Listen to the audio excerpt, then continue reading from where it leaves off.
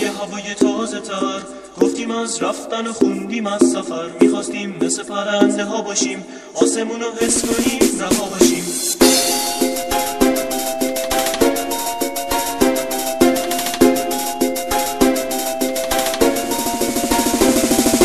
به امید یه هوای تازه تر گفتیم از رفتن و خوندیم از سفر، میخواستیم مثل پرنده ها باشیم، آسمونو حس کنیم، رها باشیم.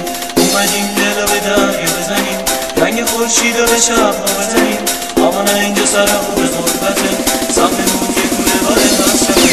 اینجا فصل بی صدای قصه هاست، سرگذشتی داره هر که بین ماست، یکی از قصه ی قصه هاش میگه،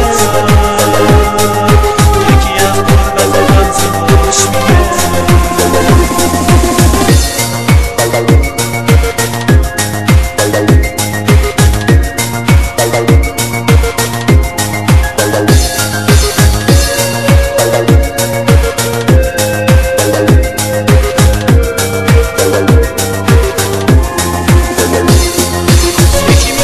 شب و مفتابی کنه، شهر خاکستری رو میکنه،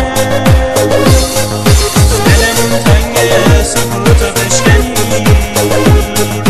شب و با خورشید و ما پشتی بریم،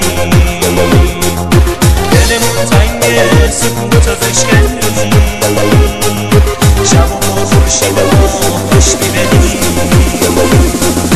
به امید یه هوای تازه تر گفتیم از رفتن و خوندیم از سفر، میخواستیم مثل پرنده ها باشیم، آسمون رو حس کنیم، رها باشیم.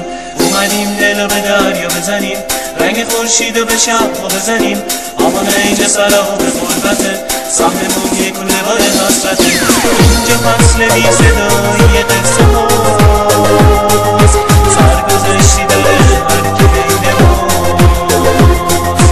یکی از قصه ی قصه هاش میگه، یکی از غربت لحظه هاش میگه.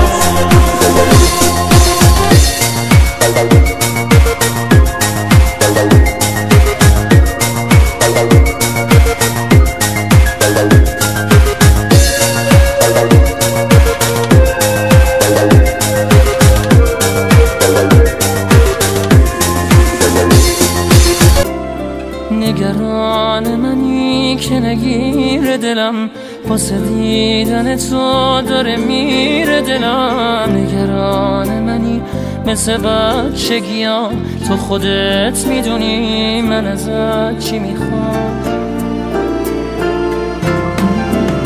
مگه میشه باشی و تنها بمونم، محاله بذاری محاله بتونم، دلم دیگه دلتنگیاش بی شماره، هنوزم به جز تو کسی را نداره. عوض میکنی زندگیمو، تو یادم دادی عاشقیمو، تو رو تا ته خاطراتم کشیدم، به زیبایی تو کسی رو ندیدم. نگو دیگه آب سر من گذشته، مگه جز تو کی سر نداشت و نوشته، تحمل نداره نباشی، دلی که تو تنها خداشی.